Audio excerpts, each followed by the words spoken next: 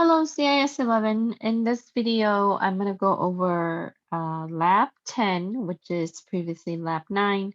In this lab, we are going to use a Zeller equation. So we want to take a look at Lab 10, description and requirements before we begin our lab. So you can find the lab information in Canvas. As you download that, you will be able to explore options in how you would approach this or look at the requirement. So in this lab, we're given the problem statement, write an LC-3 program, given the day, the month, and the year to return the day of the week. So when you set your value in this program, you can put in the month value, the day value, and the year value in hexadecimal. Then it's going to give you the day of the week in characters like Monday, Tuesday, Wednesday, Thursday, and so on. So for your input, we are going to use these location to set. So hex 31F0. Let me zoom in here real quick. Is going to be your month. So the number of your month, like for example, today is April 29th, 2022. So you want to put in April as 4 at this location. And for the day at hex at 31F1. So the day of the month, so today is the 29th. So you would need to convert that to a hexadecimal and place that at this location, which is hex 31F1. And then lastly, we want to put the year is going to be hex 31F2. So for example, this year is 2022. So you can put in hex 2022 at this location. So we want to set, and the way that the example shows is here. So we want to fill or set the input when we test the program. When you output, you are going to look at your console. Your output is going to be displaying the day of the week on the console. And then when you go to hex, the subsequent location, you should be able to see what day that is. So in this example, we would say, okay, for January 1st, 1900, that should be a certain day. In the Zeller equation, we want to implement this equation. So F is going to be equal to K plus 13M minus 1 divided by 5 plus D divided by 4 plus C divided by 4 minus 2C. So in this equation, we can see that we need to operate multiplication and division.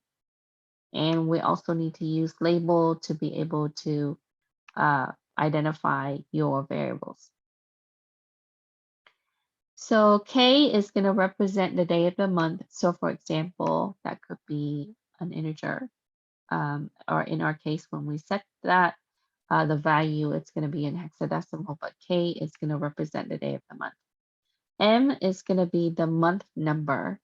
So if we're looking at March, that's going to be 1, April, that's going to be 2, and December, that's going to be 10. So when we're looking at the year, the value 1 is going to be starting in March. So February and January belongs to the prior year, so that's going to be 11 and 12. So we're going to start the year in March, and subsequently January and February is going to be at the end of the array of your month. That's going to be 11 and 12. So keep that in mind.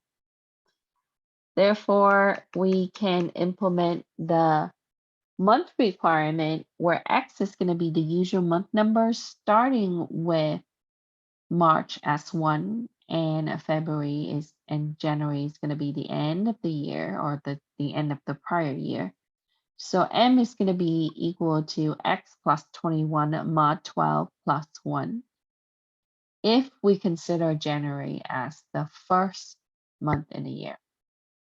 So with that, we have to compute M, and for the case of M, then X plus 10 if X is going to be less than or equal to 2. So we need to make sure that we branch for this criteria. And when x minus 2 is going to be other, so that will be your else condition here. So in this case, we would implement the if else for the n. If x is less than or equal to 2, we're going to operate x plus 10, else x is going to be minus 2 to represent the month and the year. So the capital D here represents the 2-digit for the year. That represents your last 2 digits. So if we're looking at 2005, that will be 05 for the year.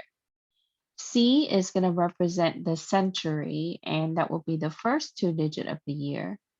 And C is going to be 20. So for the result of F, we can obtain that the day of the week is going to be F mod 7 because we have to convert the integer value to the day of the week. So 0 is going to be Sunday, 1 is going to be Monday, and so on. And we're going to end up with Saturday as the value 6. However, when we put that onto console, we need to convert this 6 to a string, so that way it would display. So in this example, we can see that F is 1, 2, 3. And so when we take 1, 2, 3 divided by 7, we're going to have 4 as a remainder. So the percentage symbol here just represents the mod or modulus. So F mod 7 is going to give us a 4. And a 4, based on our chart, that's going to be a Thursday. In this program, we're also required to implement subroutine. So we would need to include mult for multiplication subroutine and div for the division subroutine. Why is that? Because when you're looking at the equation, you have multiplication here and here, and you have division here and here. So in this program, we would then need to structure it to what the listing 7.1 stated. We would have origination address. We're gonna jump to subroutine. Then we're gonna display the day of the week onto console. And we're gonna have a halt. We need to define the days in strings, and keep in mind that when you do this, make sure that it is aligned completely.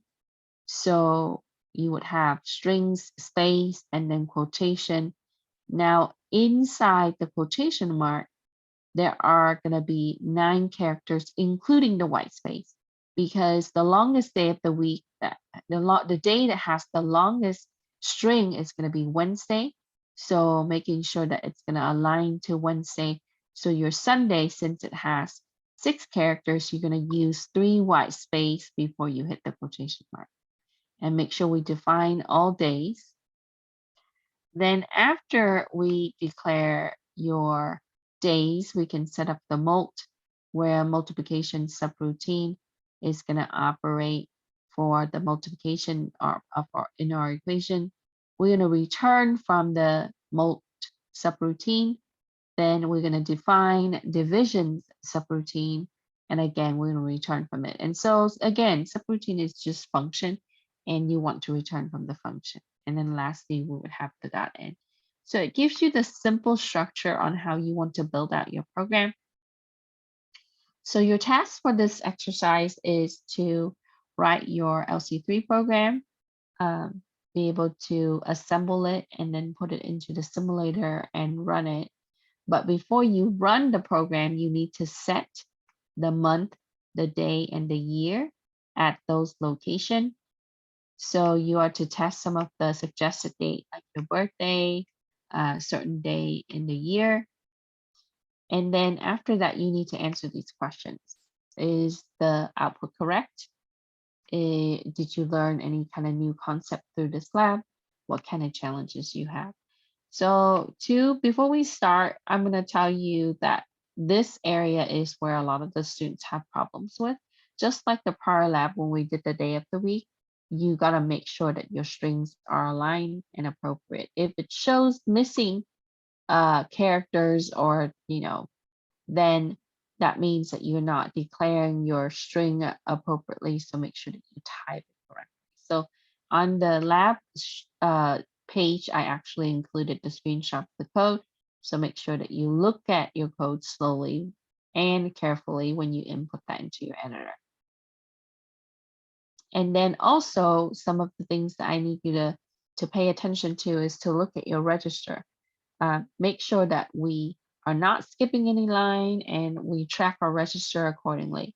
If you accidentally type a different register, you are going to have logic error, or you're not going to be able to display any day at all. Okay, so make sure that we do that. Now, in the next part, I'm going to go ahead and illustrate how the program is written, but you can find the images on the lab page of the code.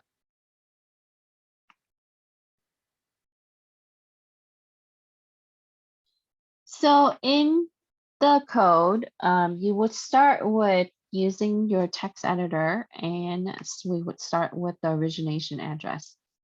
Origination at hex 3000, just like all your other LC3 program. Then in the next line here, we are going to load the label X to the register 1. And at this point, what we're trying to do is, if you're going to come back to your lab document, if you look at the X section, we are trying to set up the condition for N. So at this part, what we're going to do is we're going to introduce X, and then we are going to operate some arithmetic operation here to be able to apply the control statement. So in the program, we are going to take register 1 and we're going to add it with -2, which makes it X minus 2. And so we are going to do that to set up the criteria for branching when the month is not January and February. So after that, we are going to branch, and it's going to check the value in register 1 here. And if the value is positive, it's going to go to this label, not Jan Feb. If it is not, it's going to continue on the next line. So we are going to branch positive after we subtract X minus 2 to not Jan Feb. And so therefore, if it meets that criteria, then it's going to go to this label. And in this label, we're going to use that for the months that are not January and February. Then after that, we are going to add the 12 to R1 and put it back on register 1. And so what is this part right here is that we are going to make sure to represent the 12 months. Okay.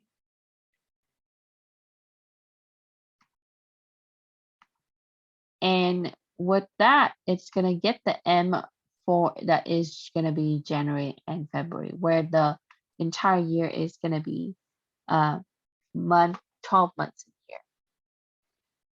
Then we are going to load C to register 0, and we're getting ready to break down the portion of the equation for Zeller. So as you recall, this is the part that we need to set up. So what we would need to do is we're going to need to work in different sections where it's going to be the subtask, and we're going to handle each of the piece, and then we're going to add everything together. So in this part, what we're going to do is we are going to take C and we are going to load it to register 0. After that, we are going to take the C, and which is in register 0, we're going to add it to -1 and put it back onto register 0. So if for this one, what we're going to do is we're going to use if the previous year is the month is the January and February. So we're going to treat January and February as part of the previous year, because when you look at the description, when you come back here, it tells you that March is going to be number 1, and February and January is going to be 11 and 12. So it's part of the previous year.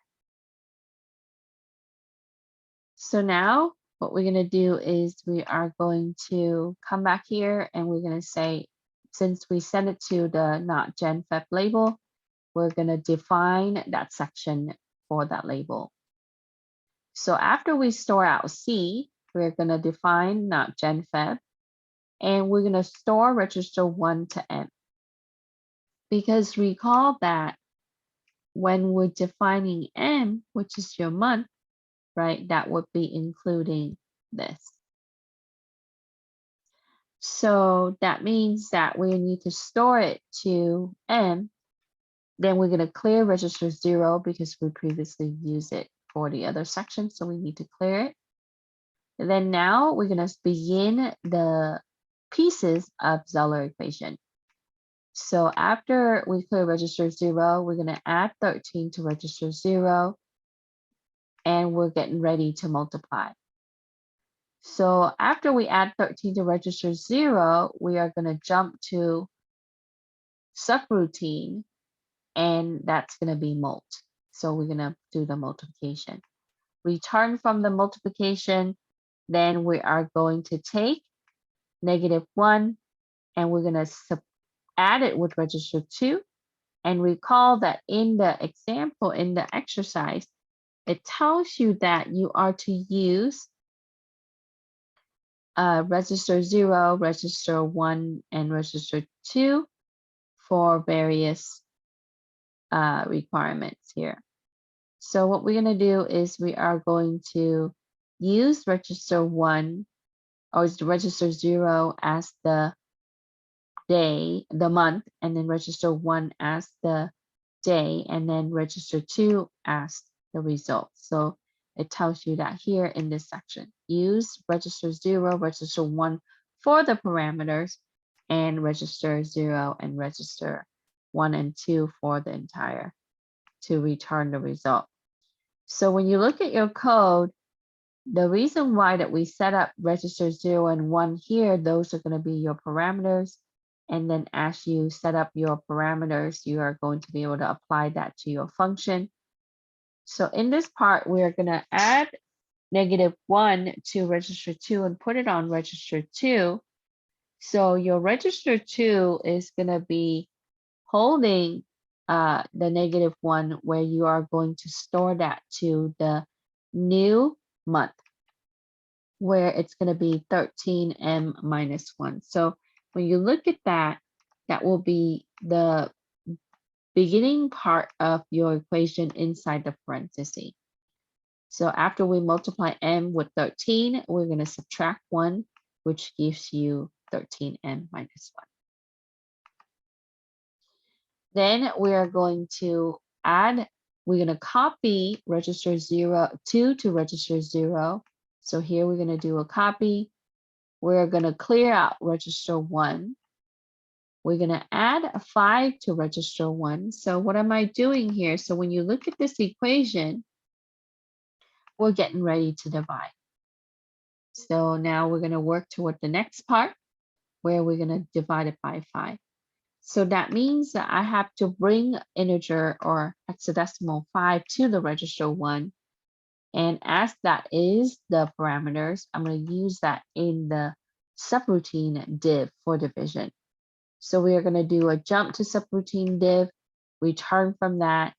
And what we pick up here is we are going to store the result from register 2 to quotient of M.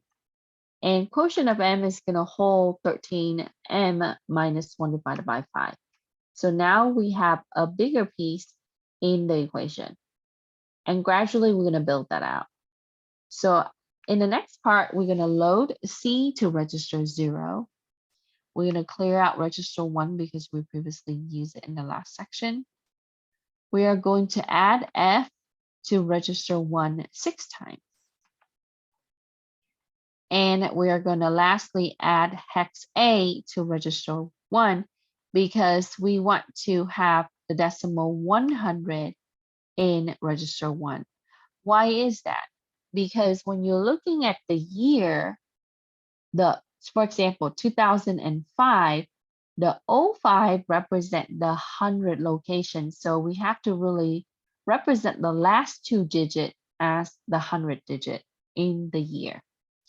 So therefore, what we're going to do is we're going to take the year value and divide it by 100 to represent the digits, the last 2 digits for the year, which is going to be D. So now, once you have the decimal 100 in register 1, and because 100 is very large, it will not fit on the 5-bit, so you have to chunk it into multiple addition to be able to represent 100. So after we have 100 in register 1, we are going to operate the division. So we're going to jump to subroutine division. And now this is not part of the equation, but you have to tell the system what that D really represents, which is the last 2 digits in the year, and it needs to hold the value that is placed at the 100 position or 100 digit.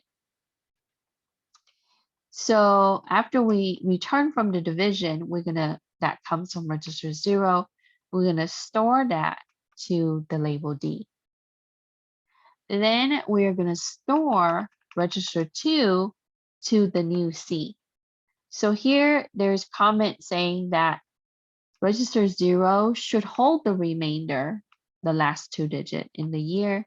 Register 2 should now be equal to the first 2 digits. So your register 2 is stored to the new C, which is the first 2 digits, your century value in the year. Then we're going to load D again because we stored that out previously. We're going to load D into register 0. We're going to clear out register 1, and we're going to add 4 to register 1. So why am I doing that?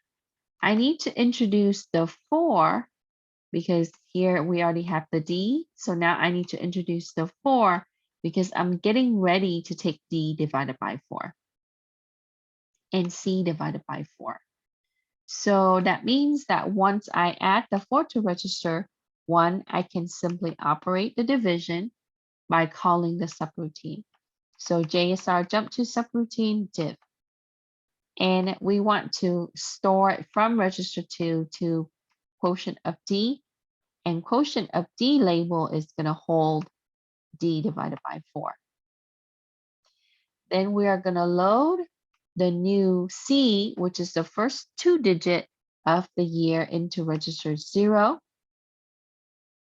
We're going to clear register 1. We're going to again add 4 to register 1. So we're getting ready to do C divided by 4. So looking back at the equation, now we're doing this part.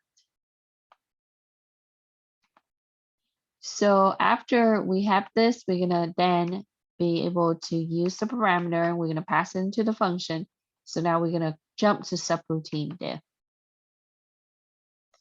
And once we return from the function, the result's going to be in register 2. So we're going to store that back to quotient of C.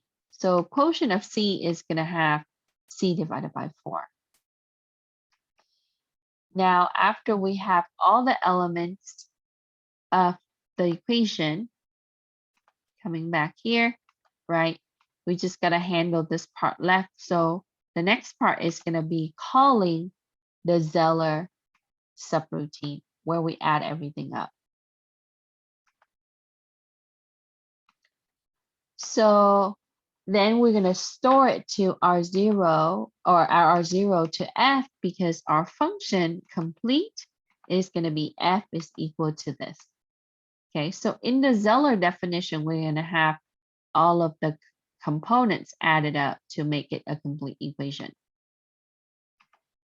So for the next part, we are going to clear register 1 again. We are going to add a 7 to register 1. Why am I getting, why do I need to add 7? Well, recall that we need to do F mod 7. So we already have the F. Then we're going to take that and we're going to mod it to 7 to get the value for the day. And we need to convert this to string. So that means that we have to add 7 to register 1, and we're going to get ready to do the division, because when you do modulus, it is division and the answer is going to be the remainder. So we're going to jump to subroutine div. We're going to return from that function, which is going to give you register 0. We're going to store that to mod f. So we're going to use that value to convert that to the string, which is day of the week. Then we're going to copy register 0 to register 1, because the copy register 0, which is the remainder, to register 1. And because if I'm reusing the register, the value in the register, I want to copy it. So that way I would have it for multiple purposes. And then after that, I have the value in register 0. And so we are going to load effective address register 0 to days. And days is where we define the string. Now we're going to get ready to enter the loop. So we want to loop through and make sure that the correct day is loaded.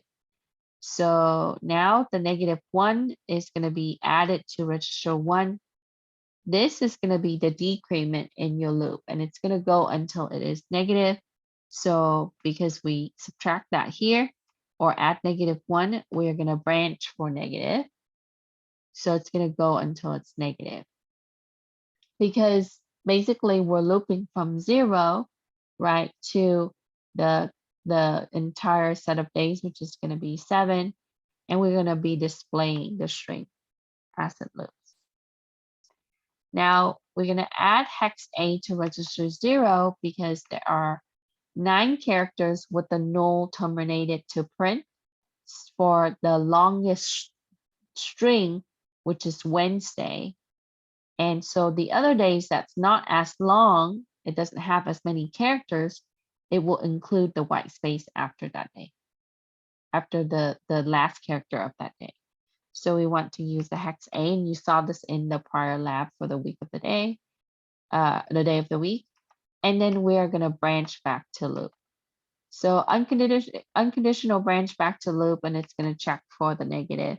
It's going to keep doing that. So when in the next line, we're going to do the display label as puts, where it's going to output that onto console. We're going to halt. Now in the next section, we're going to define multiplication and division subroutine. So R0 and R1 is going to have your parameters. Your result is going to be R2. So we're going to clear, we're going to initialize register 0 at 0. We're going to branch negative and 0 to n. So in the case that if it is 0 multiply, it's going to go to n, as the result is going to be 0 or negative, because we cannot use negative in this, so we need to check for 0 and negative in the branch.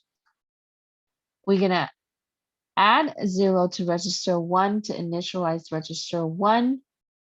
And then we're also going to branch it to 0 and negative and send it to n.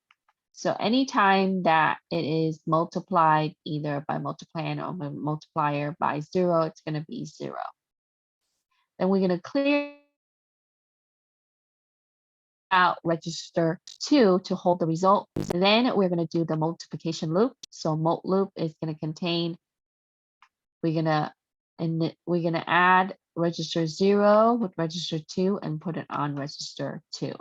So recall that register 0 is 0.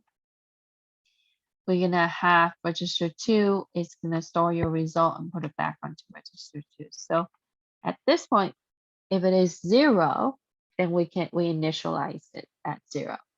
But if it is other value, then we would put the result onto register 2. Then we're going to do a loop decrement. So we're going to count it down. We're going to branch it as long as it's positive. We're going to come back to here. So it's going to keep looping as it is positive. If it is not, when it is negative, it's going to go to n. And we're going to return from that function. In the division, we are going to set up R0 as a dividend, R1, your register 1 as the divisor, and register 2 is going to store the result. Your remainder is going to be in register 0. We're gonna initialize register 0 as 0. And again, just like the multiplication, anytime that you have a division, 0 divided by something, it's gonna be 0. So that's what we're checking for here. We're gonna check for where it is negative, it's gonna go to n. And if R1, because R1 is the divisor, if it is 0, it's going to also go to n because we cannot operate anything divided by 0. It is illegal. So we want to end the program there. We are going to set up the ones complement and the twos complement for register 1 because when you do division, it is subtraction multiple times. So we are going to set up the subtraction there. We're going to clear register 2 to hold the output or the result. Then we're going to enter the diff loop, and it's going to be a little similar to your division loop. So we are going to take register 1, we're going to add it to register 0 and put it back onto register 0. So in the diff loop, it's going to do the subtraction, and it's going to go until it is 0 or positive or negative. Then we're going to branch negative to diff n. So if it is negative, we're going to go make it to n. If it is 0, we are going to send it to diff n with no remainder. So if it is no remainder, we're going to send it to this label when it is 0. When it divides evenly, that's where you're going to send that to. Because when you have a division, you have a quotient and a remainder. In the case that it doesn't have a remainder, you got to make sure that it goes to a certain section so we can operate, we can store the result. Then we're going to add 1 to the result.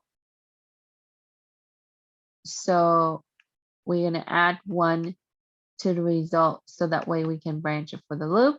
So it's going to check in, so that means that we're going to count up 1. So we're going to do an increment. Then we're going to branch it to diff loop back up here. And it's going to keep going until it reaches 0 or negative. So then in the diff n with no remainder, we're going to set up the ones and the twos complement for register 1. And if that means that we're going to convert that to positive again, because previously it was negative up here. So make it positive, and then we are going to add in the remainder. Because numbers don't go away, we're going to make sure that we handle it either with register or memory address. Then we're going to return from the division method or subroutine. In the Zeller subroutine, we need to make sure we add everything together. We're going to start with the K. So we're going to load K to register 0. We are going to load quotient of M into register 1. So that's going to be right here, this part. And then we are going to add them together. So that takes care of this right here. K plus 13M times 1 divided by 5.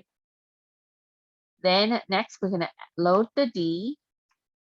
And then we're going to add the D to the previous part. So now we should have this. Then we are going to load quotient of D, which is D divided by 4 here. And then we're going to add it. So that way it would be up to here now at this line. Then we're going to load quotient of C to register 1. And so that would be this part. And then again, we're going to add it. So here to here. Now we still have to handle the 2C. So then, because if we have 1C in register 1, we just simply add it again to double it. So that means that we have 2C now, but we still have to handle the subtraction.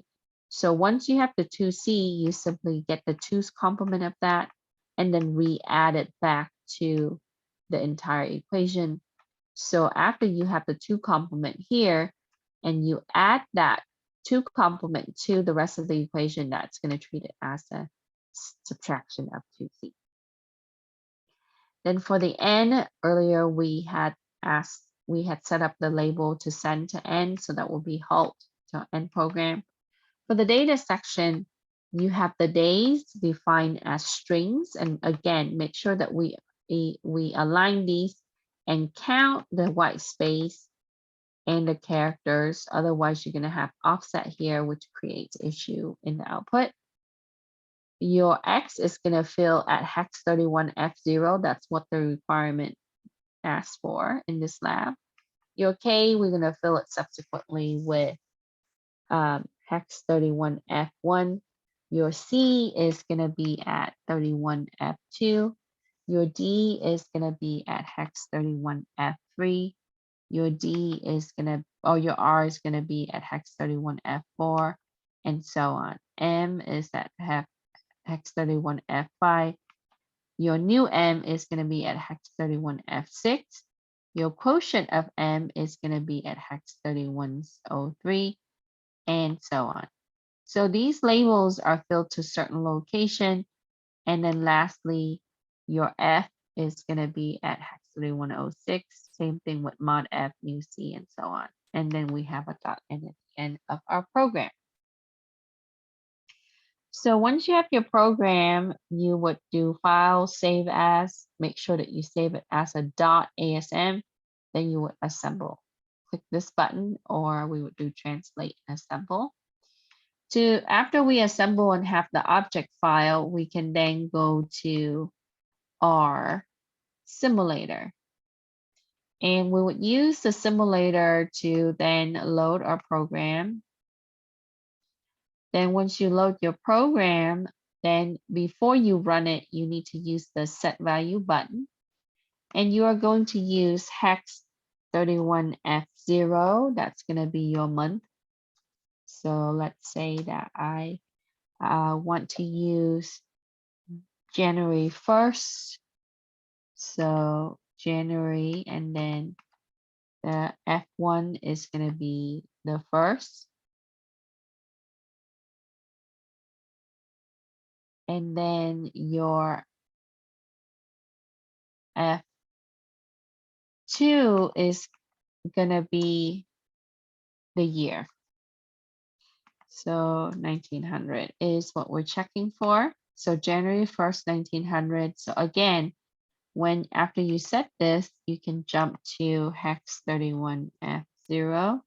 So we have January 1st, 1900. So let me make sure that this is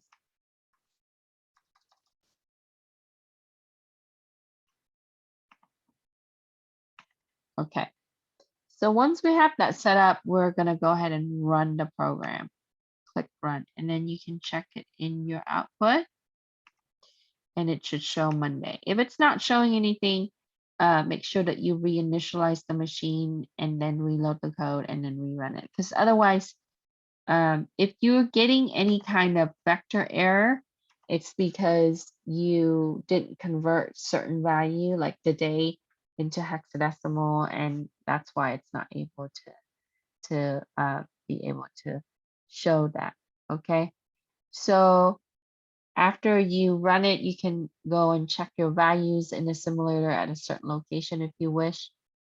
But I hope that in this particular lab, you are able to understand how to use an equation like Zeller and be able to use the subroutine to handle multiplication and division, and how to use call for the subroutine or jump to subroutine. Also, we need to understand a little bit of the logic on how to look at the equation and be able to apply that as a complete equation piece by piece. Okay. Then lastly, also the logic in how we treat the year and how we would convert the value for the day, f mod 0 into a string as we define it here. So this is a little bit of a challenge in the case where if you don't define your days accordingly, or if you miss some kind of lines, you might have a little bit of an offset in the actual day in the display. Now, this is not the only solution that you would see. There are other type of solution. I do have two solutions for this particular program, but this is more of a simpler solution. You can also implement other solutions. You might see it online on how people would write it to be able to set up the Zeller equation to allow input and output as a day of the week.